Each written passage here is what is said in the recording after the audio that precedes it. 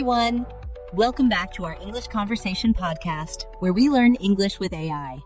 Today, we're diving into a super important topic greetings and practical conversation starters. You know, first impressions often come from how we greet each other. It's fascinating how different cultures have their own unique ways of saying hello. For instance, in some places, a handshake is the norm, while in others, a hug might be more common. This reminds me of my first trip to Japan, where I saw people bowing to each other. It was such an interesting experience. Wow, really? I always thought a handshake was the most universal way. Did you learn any special greetings while you were in Japan? Like, were there any unique phrases or gestures? Absolutely. In Japan, besides bowing, they use specific phrases to greet each other, like konnichiwa, which means hello. Depending on the time of day, they have different greetings. For example, in the morning, they say ohayou gozaimasu, which means good morning. These little details are so intriguing because they reflect the depth of their culture. That sounds really interesting. So, how do we typically greet each other in English? Can you give us some examples? Of course.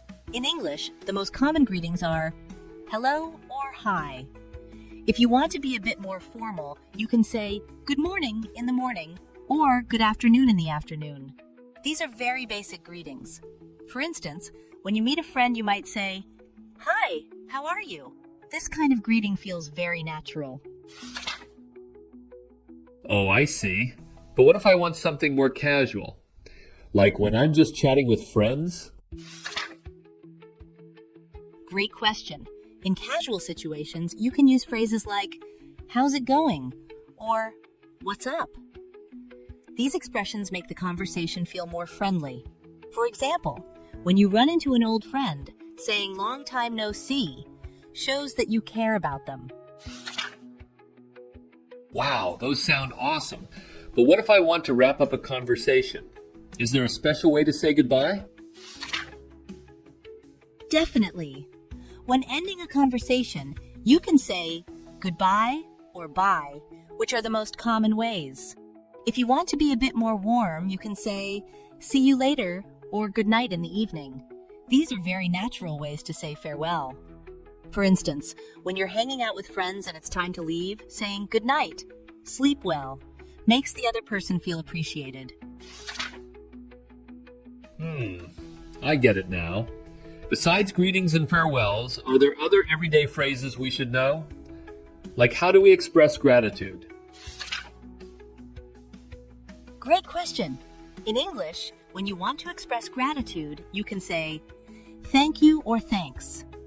If you want to emphasize your appreciation, you can say thank you so much or thanks a lot. Typically, the response is you're welcome or no problem. These are very common expressions. Wow, that sounds super useful. But what if I need to ask for help? How should I phrase that? If you need to ask for help, you can start with excuse me to get someone's attention and then say, how can I help you?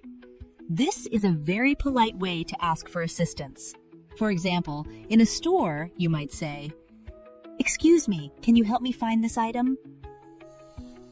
This approach usually makes people more willing to assist you.